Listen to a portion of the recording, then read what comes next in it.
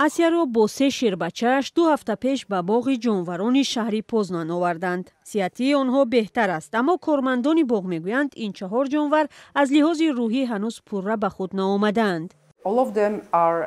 همه آنها از حضور آدمان کمی آزار می‌بینند. این همه تاثیر آسیب گرفتهشان از موشک و حمله به سرنشینان است. آسیاро در پی یک عملیات نظامیان اوکراین و مرکز نجات جانوران وحشی از یک قفس یا پرورشگاه خصوصی در منطقه دونتسک اوکراین پیدا کردند. هنگام آزاد کردن ناحیه‌های غصب شده، ارتش ما بعضاً جانورانی پرتافته شده را پیدا می‌کنند که در قفس بی آب و غذا ماندند. پیش از آغاز جنگ هم ناتالیا با نجات و رها کردن جانورانی مشغول بود که در شرایط بدترین نگهداری می شدند، اما جنگ کاری او را دوچند کرد. حالا اختیاریان می دانند که وقتی در خط جبهه جانوری بی‌صاحبی را می بینند باید به او زنگ زنند. ماشین ما با قفس و داروی مدهوش کننده مجهز و پر آماده است. وقتی کسی به من زنگ میزند فوراً به راه میبرایم.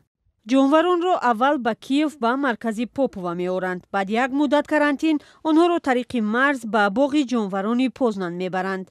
یک مدت در اینجا نگهداری میشوند. وقتی در اوکراین جنگ سر شد، یوز گرابچینسکا به ناتالیا پیشنهادی کمک کرد. آنها یکجا صدها جانور را از مرگ نجات دادند.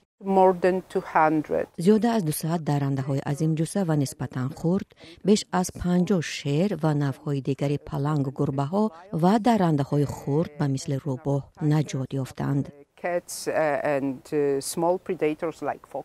تا زمانی پیدا شدن مکان دائمی بودوباش برای این جانوران آنها در پوزنان نگهداری می شوند. چیپ و دیل 2 خرس از اوکراین به سفر نوبتی آمادگی می گیرند.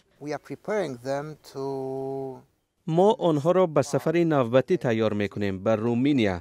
امیدوارم این آخرین سفر خواهد بود. ما چیپ و دیل را اینجا ماندن نمیتوانیم، زیرا اینجا جای برای خرس ها پر است. ما خودمان 5 خرس داریم. 3 پلنگی که به اینجا خردسال آورده شدند هنوز انتظار پناهگاهی دائمی اند. گرگ نابینا را به یونان میفرستند.